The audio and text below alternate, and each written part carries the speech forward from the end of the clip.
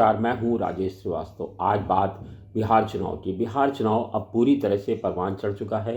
अब दोनों दलों के प्रत्याशी लगभग तय माने जा रहे हैं, बस उनकी मुनादी होना शेष है। ऐसे में बिहार चुनाव को लेकर के सियासी सरगर्मियां तेज हो गई हैं। अब ये चर्चा भी होने लगी है कि इस चुनाव का जो परिणाम आएगा उसका बिहार की राजनीति पर क्या असर पड़ेगा। आज हम बिहार की राजनीति पर बहुत विस्तृत चर्चा करने वाले हैं।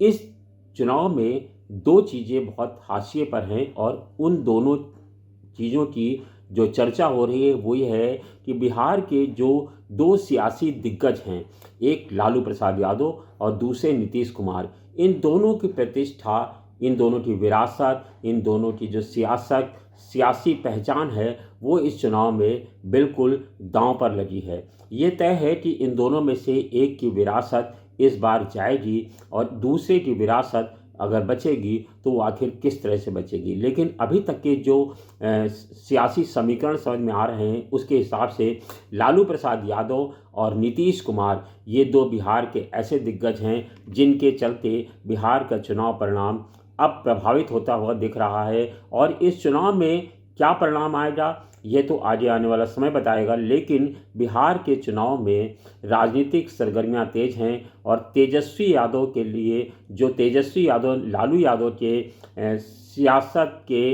विरासत हैं, लालू यादव की विरासत को संभालने वाले तेजस्वी यादव हैं, उनके सामने बड़ी चुनौती पेश हो रही है।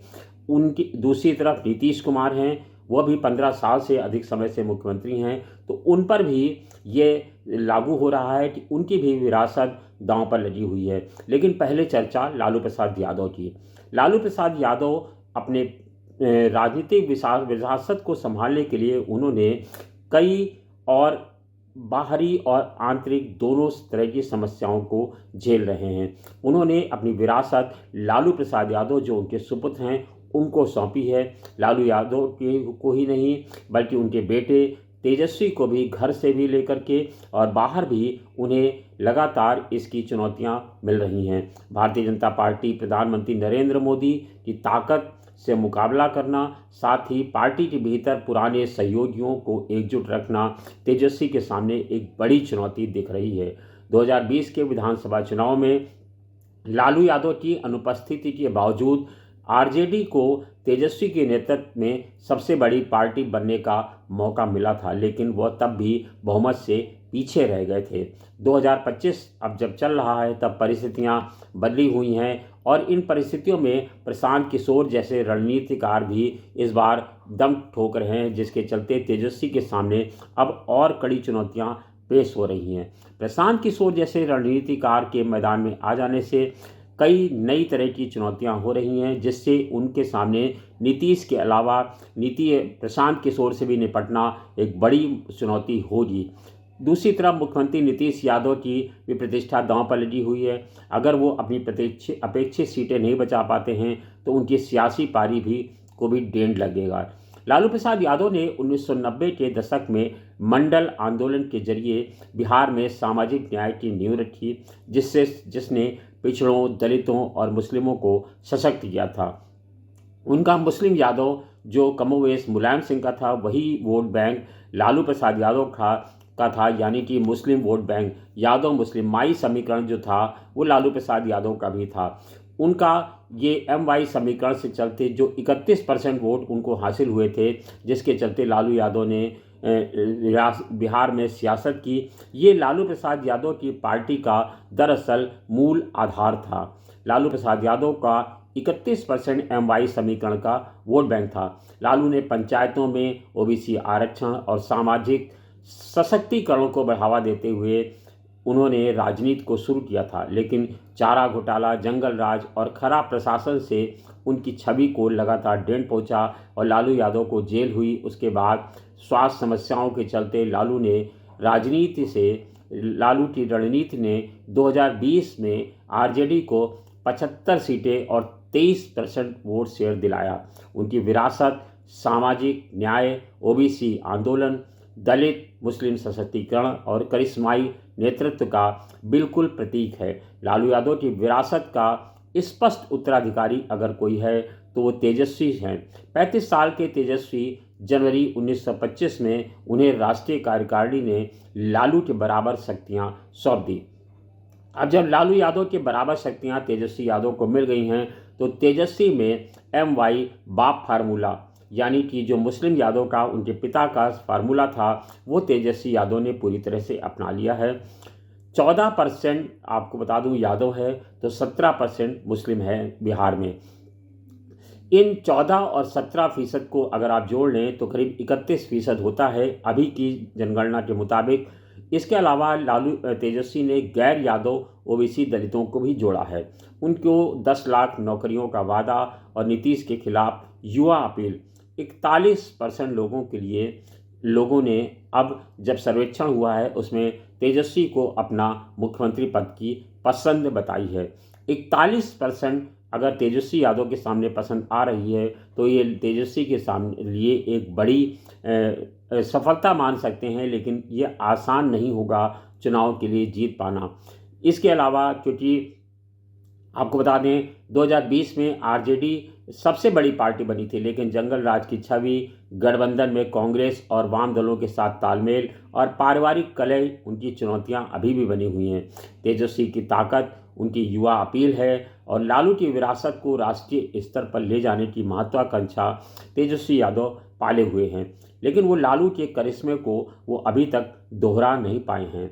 आपको बता दें तेजस्वी की उम्र अभी बहुत कम है। लालू यादव के अनुभव के आधार पर वो जिस तरह से पार्टी को आगे बढ़ा रहे हैं वो तो फिलहाल देखने वाली बात होगी।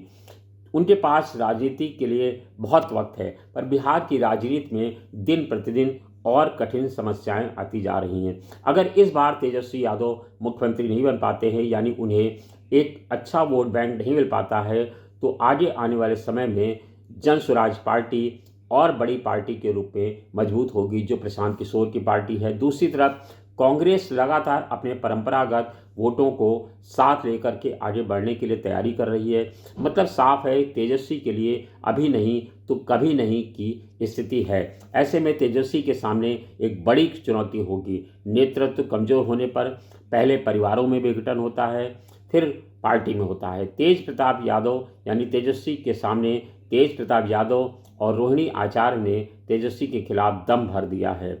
मीसा भारती भी शायद नाखुश लोगों की कतार में आकर खड़ी हो गई हैं। ऐसे में बिहार की राजनीति के दो स्तंभ लालू प्रसाद यादव और नीतीश कुमार अपने अस्तित्व के मुहाने पर आकर खड़े हो गए हैं।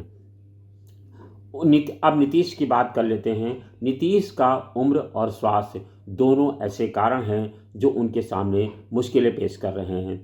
किसी के भी सामने उम्र और स्वास्थ्य बड़ा कारण होता है।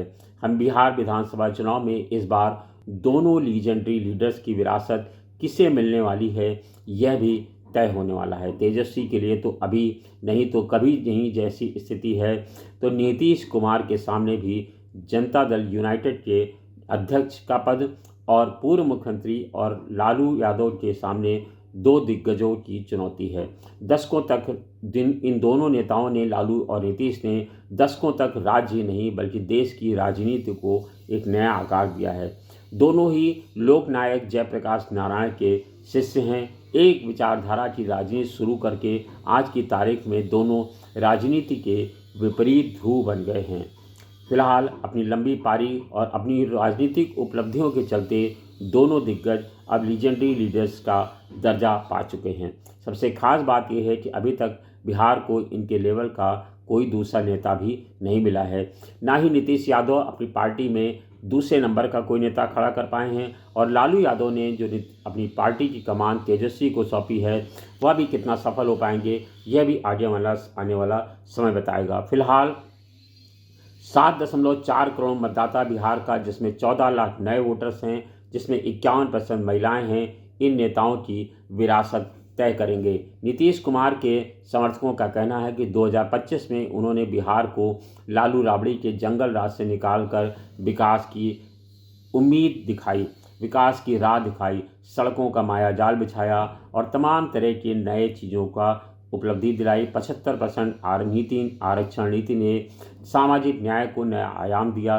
बार बार गठबंधन बदलने के चलते नीतीश की दरअसल एक छवि बन गई जो पलटीबाज नेता की थी, जिसको चलते अक्सर उनका माखौल भी उड़ाया जाता है। उनकी बीमारी को भी विपक्ष बार बार इस बार मुद्दा बना रहा है। जाहिर है जेडीयू के लिए भी ये एक परीक्षा की घड़ी है। नीतीश ने अपने बेटे निशांत कुमार, जो पेशे से इंजीनियर हैं, अभी तक राजनीति से दूर रखा है, लेकिन अगर निशांत राजनीति में आते हैं तो कुछ दिनों के लिए ही जरूर नीतीश कुमार के सामने पुत्र के नाम पर उन्हें सपोर्ट मिल जाएगा। जिस तरह तेजस्वी को मुस्लिम और यादव का सपोर्ट लालू यादव के नाम पर आज तक मिल रहा है, पर निशांत के सक्रिय नहीं होने के चलते गैर यादव ओबीसी और ईबीसी जातियों की नेचुरल पसंद बीजेपी बन जाएगी। निशांत यदि सक्रिय होते हैं तो कुर्मी कोयरी आधार वाला बरकरार रहेगा नीतीश कुमार के साथ, अन्यथा जेडीयू और बीजेपी की छाया में ये वोट बैंक जो कुर्मी कोयरी का है ये सिमट जाएगा। ऐसे में नीतीश ने स्पष्ट कर दिया है कि वो 2025 के सीएम फेस हैं और बीजेपी ने भी उनको अपनी पार्टी 2025 के लिए मुख्यमंत्री पद का उम्मीदवार मान रखा है, लेकिन उनका उम्र और उनका स्वास्थ्य ऐसी परिस्थितियां आ रही हैं, जिस तरह के वीडियो वायरल हो रहे हैं, जिसको लेख करके लगता है कि अब अगर पार्टी में ठीक ठाक वोट मिल गए तो भी बिहार में नीतीश कुमार का मुख्यमंत्री बन पाना कितना आसान होगा ये तो आगे आने वाला समय बताएगा। लेकिन फिलहाल बिहार की विरासत में दो राजनीतिक दलों की विरासत अब दांव पर लगी है। अब देखना है कि बिहार के चुनाव परिणाम जो आएंगे उसमें लालू यादव की विरासत संभालने वाले तेजस्वी और जेडीयू की विरासत को अपने कांधे पर ढो रहे 75 साल के वृद्ध नीतीश कुमार किस तरह से बचा पाएंगे ये तो आगे आने वाला समय ही बताएगा। धन्यवाद। फिर मुलाकात होगी आपके साथ किसी नए मुद्दे पर।